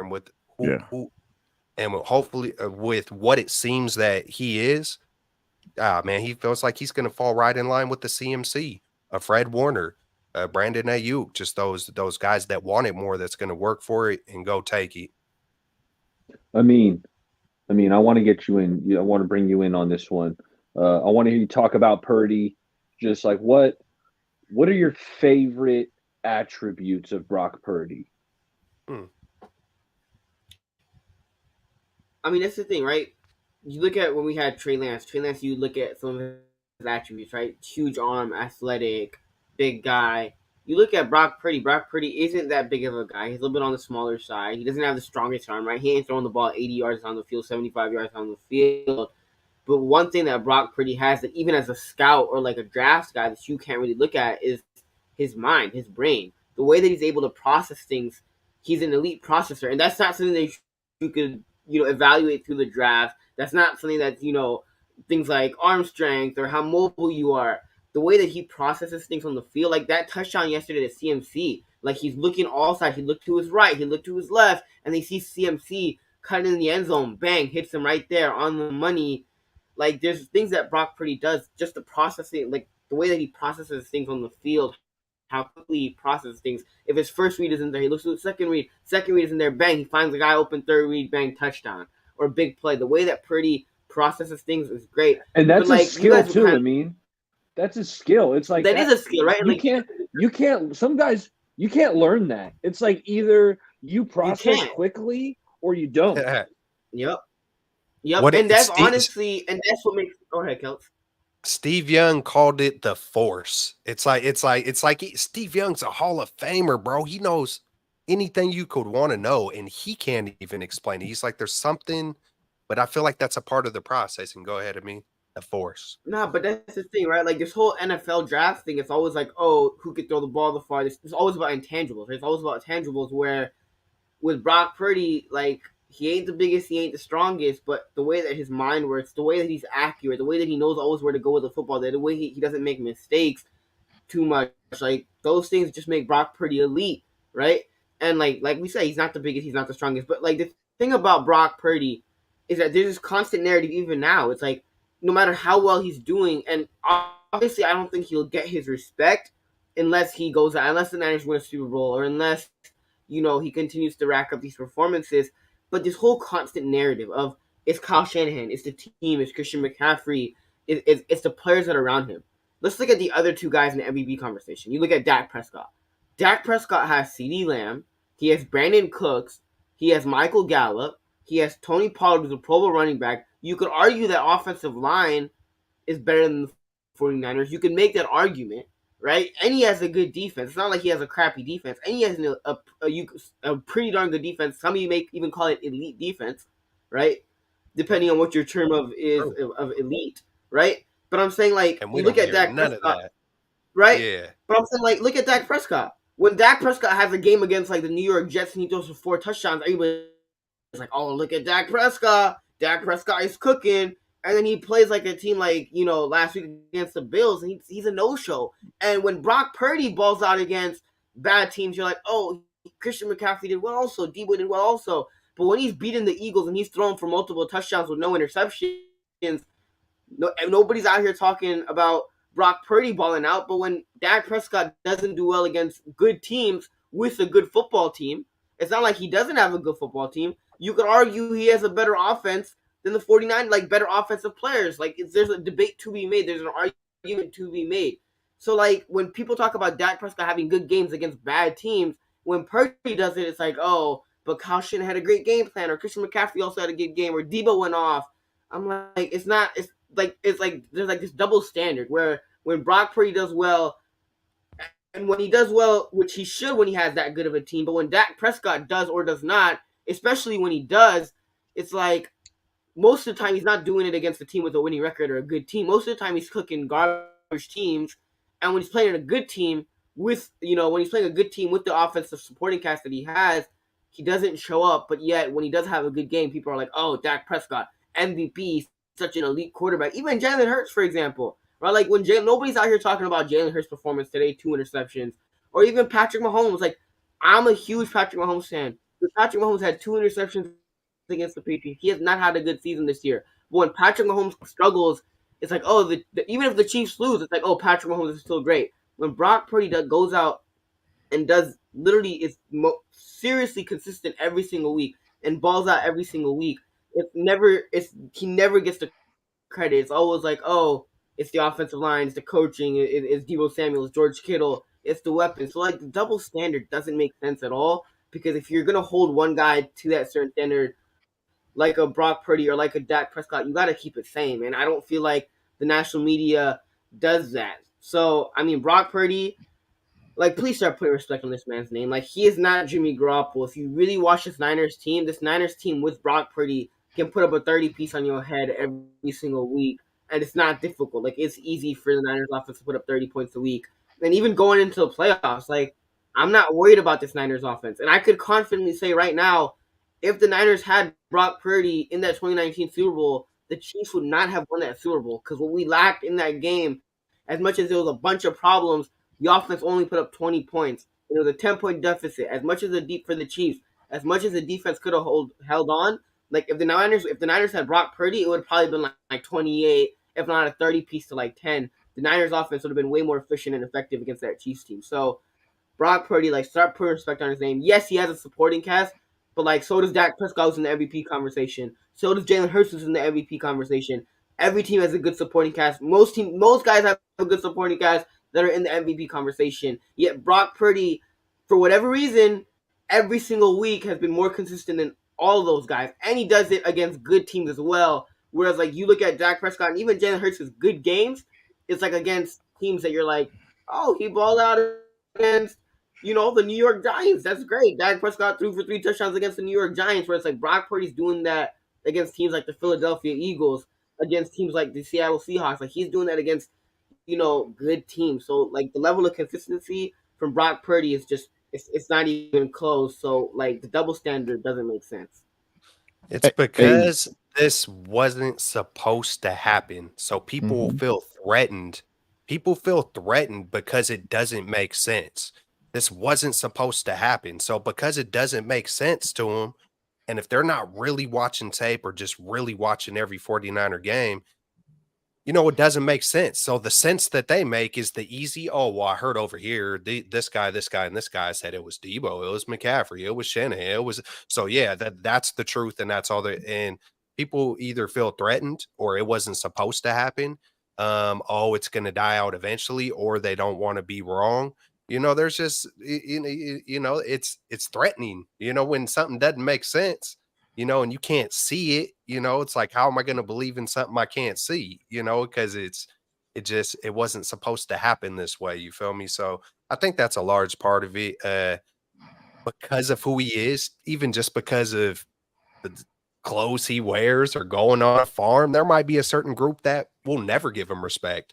I've watched quite a few, all 22 of Josh Allen and Pat Mahomes, and I got to tell you, the more I watch Brock Purdy, the more I see those guys see one read and they're dipping out.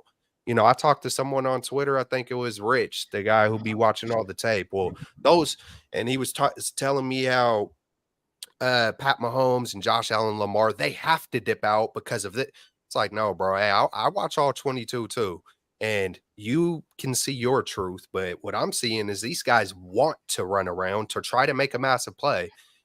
And Purdy is just executing the system and managing it. And then he also can do what they do off script, but he's just playing the actual quarterback position, not backyard football, better than anybody I've seen.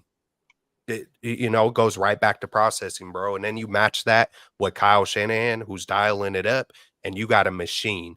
Then you match that with a CMC, and then you got a superpower with a Debo and a Ayuk and a Kittle. And, it's awesome, man. It's not just one thing. It's all of them together. But Purdy is a part of those weapons. Purdy is equally a weapon, and that's why we're throwing up 45, 42, 42 on the elite Dallas defense, the elite Philly defense. We're throwing 42 up on them like, okay, watch this. It ain't Garoppolo no more. Or, we're not doing backyard football. We're going to get an interception here, interception there. It's a 27-24 dogfight of a game. We're mollywhopping folks, and that's the Purdy. That's the Bob Purdy, man. Hit it, baller. Hey, I just want to add, Purdy, I think what separates him is his poise and his decision making, and that's illustrated in his stats versus the blitz, coming in versus Miami, playing better than the previous quarterback. And I think he's playing so good, Brock Purdy is, that they've changed the narrative on college quarterbacks. I say that to say, oh, now people will say, well, who's the next Brock Purdy? Who's the next guy that his attributes don't wow you? He doesn't have the biggest arm. He's not tall. He may have small hands, but he played all 4 years in college and he started majority of those games. Like, who's the next Brock Purdy? That's how good he's playing. And of course, he came from a small school, and guys have come from a small school before and performed well. Like, I think of Carson Wentz, but he had a cup of tea in the NFL, and he's no longer in the NFL. But Brock Purdy, I think, is here to stay, and that's what I enjoy watching from him is like the small things. It's if we have a lead in the game, it's the play clock goes down to 2-1, and he hikes the ball. It's telling his guys to get out of bounds, and that's something that CMC could have did better, but it didn't hurt us. But that's what separates Purdy for me, is his decision making. He rarely makes that no throw. He will make some throws where it could be in some coverage, but he allows his guy to make a play. And that's something that only the upper elite quarterbacks do. Allow your guy to make a play on the ball. That back shoulder throw to Debo, I mean, that was incredible. Incredible. He's not even open. He's not even close to open. Like the corner was right there. Threw him open.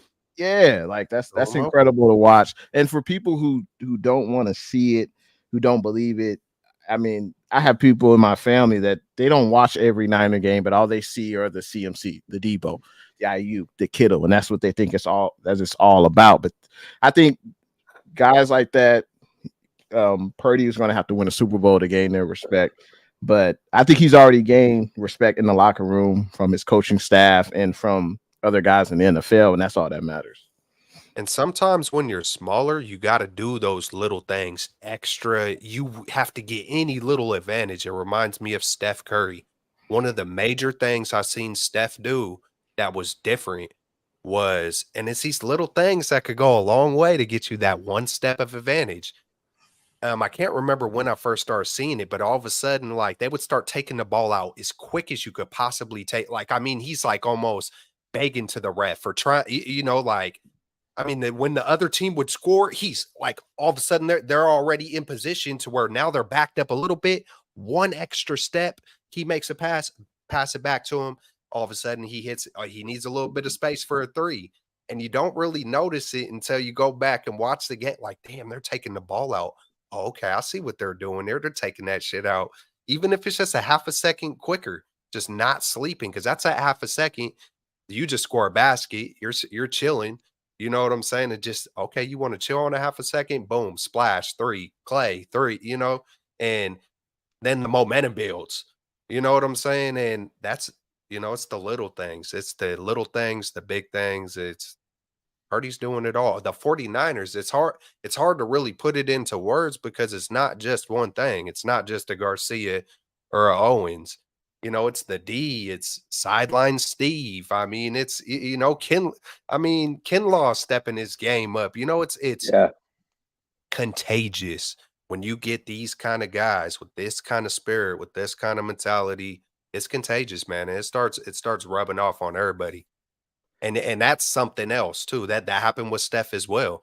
It started that joy, the fire. It started rubbing off on everybody, bro. It just, there's certain guys who got that fire, bro. And it's contagious. God, I hope it's like you go to work. I don't know, if you guys got that one person at work where when that one guy's at work, it's like, oh, this day's just going to be way better.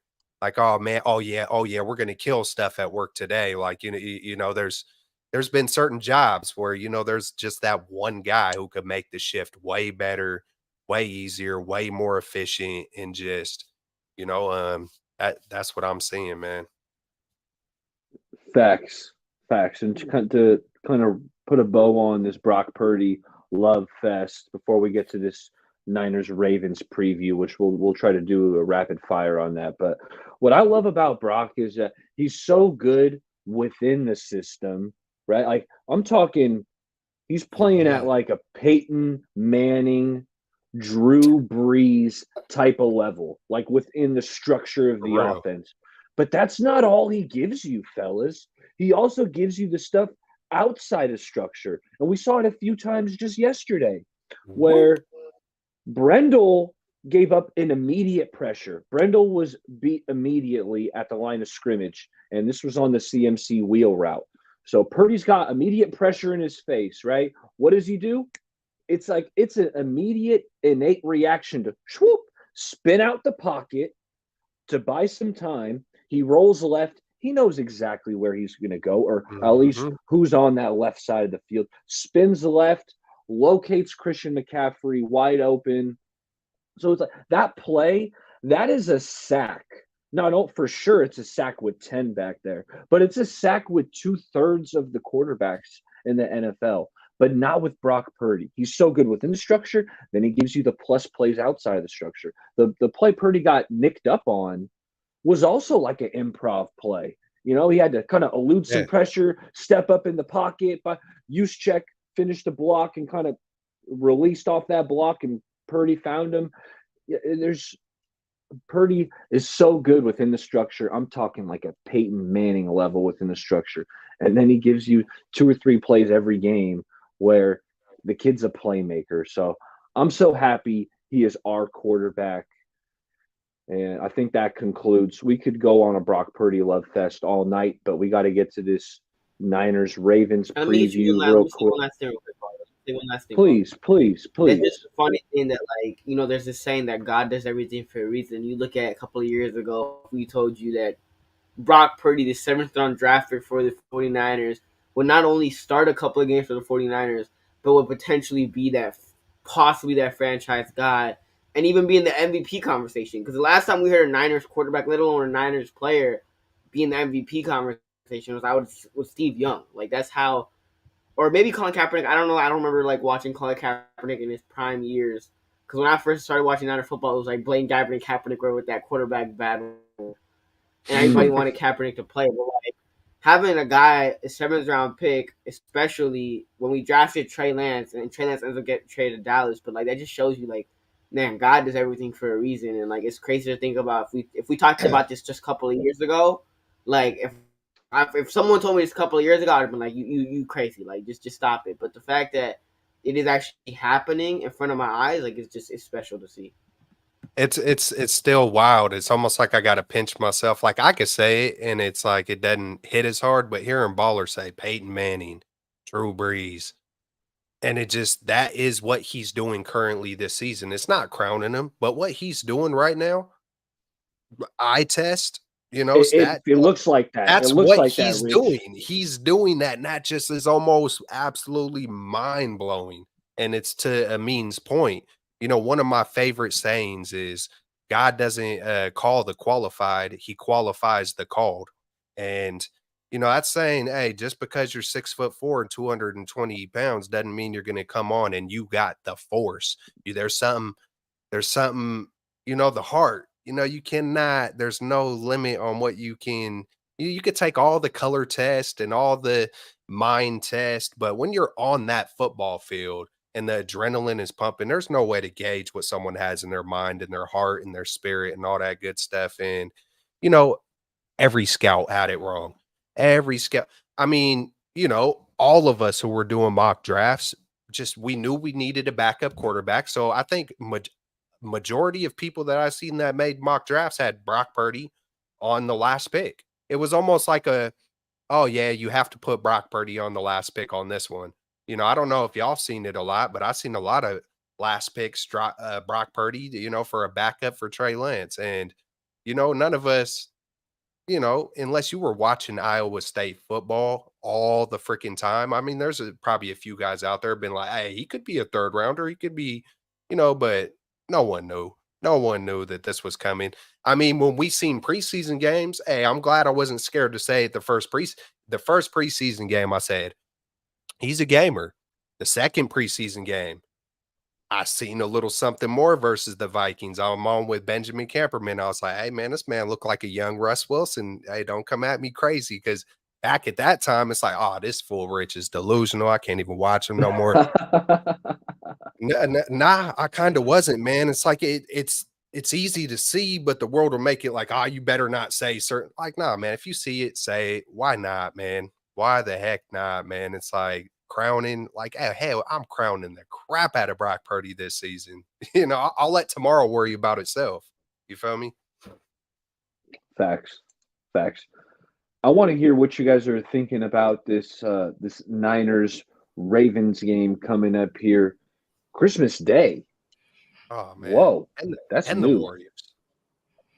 Whoa, I'm gonna gotta go like dual. Do the Lakers play? Lakers dual are doing TV good. action. Probably. Lakers will. Hey, y'all. Jay probably. Oh, y'all. Who won the in-season tournament? That's the last tournament y'all gonna get for a minute. Do we talk about the Lakers on this show? Hell no. To the no. Yeah, to the no. No, we don't. But I didn't say it. You did. I just said who won the in-season tournament. You said the team's name. There's a little. I feel like there's a little bit less on the line now. Hopefully, the Niners aren't looking at it this way.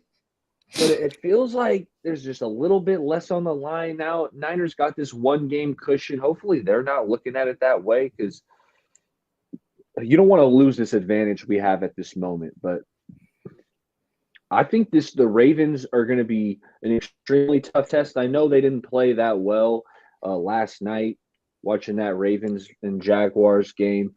But Lamar Jackson's special, guys. And he's one of the most elite ball carriers, weapon with the ball in his hands there is in the league. It's like Tyreek Hill, Debo, Lamar Jackson, regardless of position. So Lamar's a player that, like, when he has his A game, when he's on, the Ravens win. So you're going to have to make it tough on Lamar, keep him in the pocket, right? Easier said than done, obviously. Like, the Niners, for the most part, I thought they did pretty good with Kyler yesterday. He did kind of score it out a couple times, one time down in near the red zone. And, he got a couple first downs with his legs. But for the most part, I thought they kind of keep them contained. So they'll have to corral Lamar Jackson, or at least attempt to. And then that Ravens defense is really good, guys. The Ravens D is really good. The Niners got the best linebacker core in the NFL. If you had to ask me, hey, who's the second best linebacker core, I might just say Roquan Smith, Patrick Queen. And, Jadeveon Clowney's there, Kyle Hamilton, a safety, Marlon Humphrey. Like, there's a lot of talent on this team. So it's going to be a good test. Ravens are up at the top of the AFC for a reason. They're really freaking good. They're coming to Levi's. So it's going to be a tough game. It's going to be kind of a measuring stick kind of game. And the Niners, they're going to have to contain Lamar. If Lamar goes off, then it's going to be tough to get a win. Man, I'm excited about this one, man. Most of the games we had circled was Dallas, Eagles, Bengals, and the Ravens for sure in the beginning of the year. And I'm glad it's come to this point where Lamar's in the MVP discussion, or arguably, and Purdy, and the Ravens are basically the best over there. We are over here. So, I haven't given a team a high score prediction, and I still feel like we can handle this. Like, I feel hella confident about this, but I think the score, my prediction is 31-24, but I think we're going to win even more than that. I think they get a late touchdown kind of, and then not taken away from them. I just feel like we're rolling.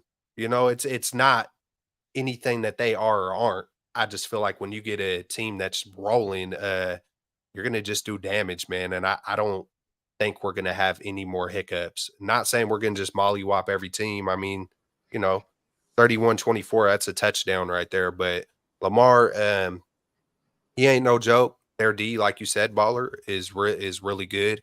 I was looking at some of their statistics and some of their season stats, and, they're up there. They're up there on defense for sure, and offense is pretty good as well. We obviously probably got more weapons. They might have, in Lamar Jackson, the best weapon. You know what I'm saying? I think Keaton Mitchell went down, which that's a guy who I wanted to draft. I was always y'all see me talking about Keaton Mitchell, and who was the other running back? I sent you a video of he was Keaton like, "Hey, Mitchell. man, I want that speed at running back. Check out Keaton Mitchell."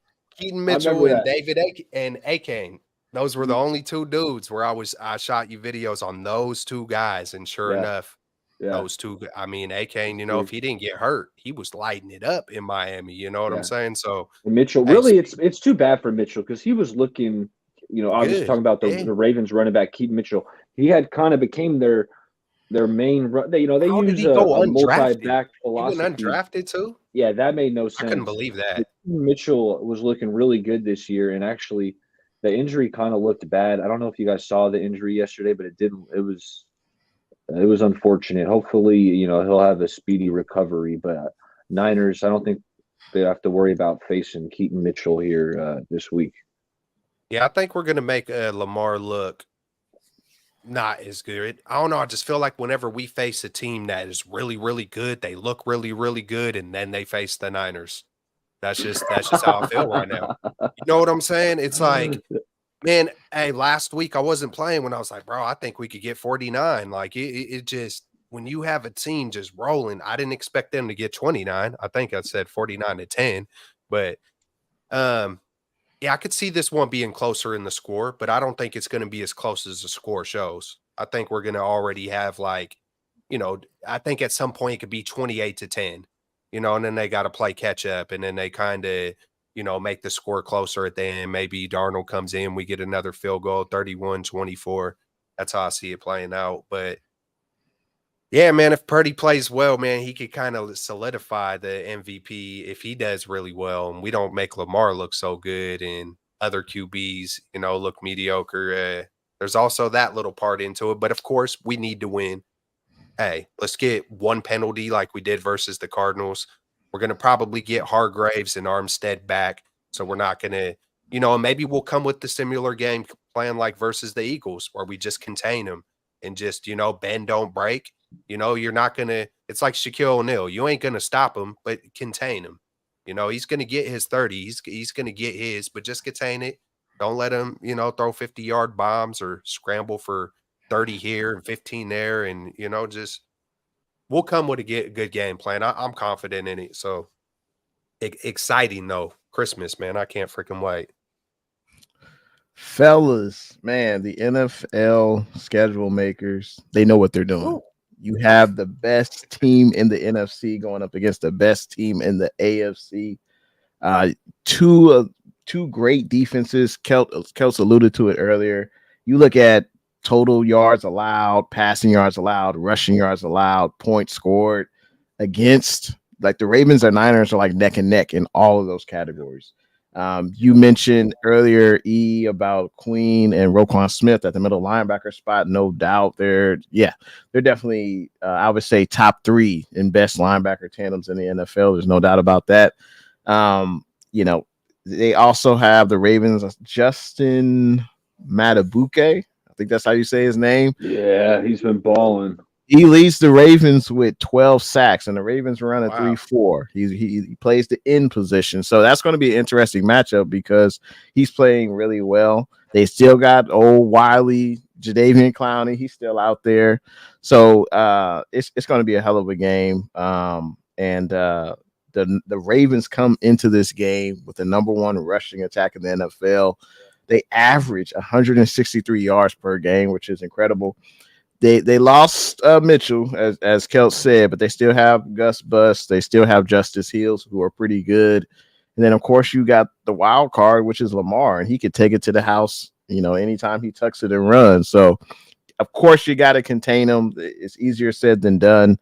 But I think we got to guard. Can we guard Isaiah Likely? I mean, he's getting targeted a lot by Lamar Jackson. We gave up 10 catches to Trey McBride. I think he could be a problem.